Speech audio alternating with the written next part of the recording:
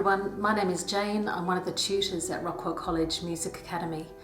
One of the classes that I teach there is the Kara pre-instrumental program, which is a program that we offer for the slightly younger children who may not be quite ready to embark on a one-to-one musical instrument at the moment.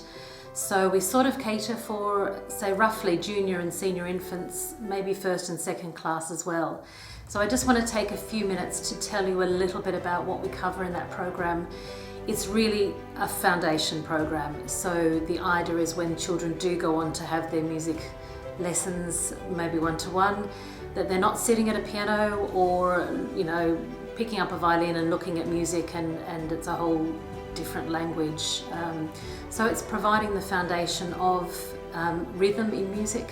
So we start doing a lot of work on steady beat. So listening to music, keeping that steady beat, because that is just such a fundamental aspect of any musical learning going forward. We then look at rhythm notation. So it's giving the children opportunity to learn different note types, then to be able to read them as well and to be able to clap them back. So let me give you an example. This is just a little 4-beat rhythm pattern. So we would be teaching the children, this is a crotchet type of note, this is a crotchet rest, and the sound of this rhythm pattern would go ta, ta, rest, ta, ta, ta, rest, ta. Another example would be, so with this rhythm pattern, the children would learn this type of minim note is a minim note. It's that time value with 2 beats or 2 counts. Then we also have our joined quavers, which are half a beat each, and we count for 1 beat. And then we also have our crotchet note, which we count for 1 beat.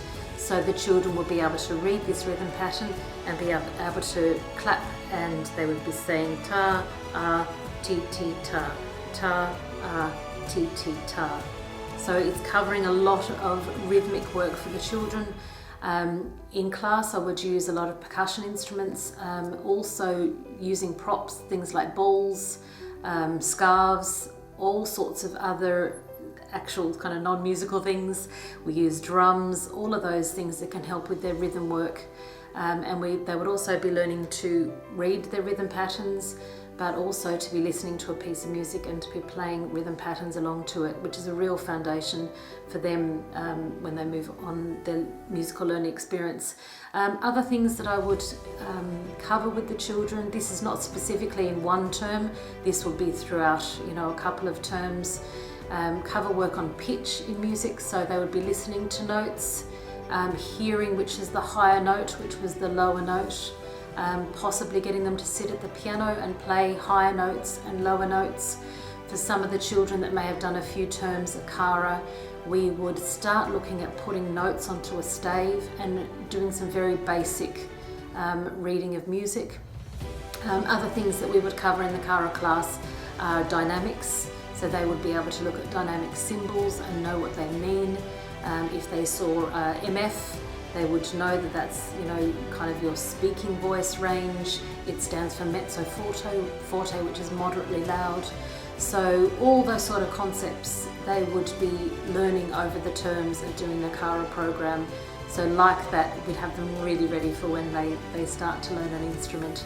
Other things that I would introduce along the way is different instruments. We would, where I can, bring in different instruments to the class so they can either have a listen to them or look at them.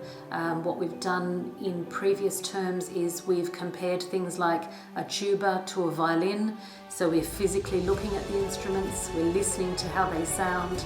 So they really get a good understanding of the different sounds that different instruments create, what they're made out of, and those type of things. We do a lot of listening as well to really help tune in their ears to certain sounds, how certain pieces make them feel as well. So I hope you've enjoyed this little video, and if you have any questions, don't hesitate to email as well.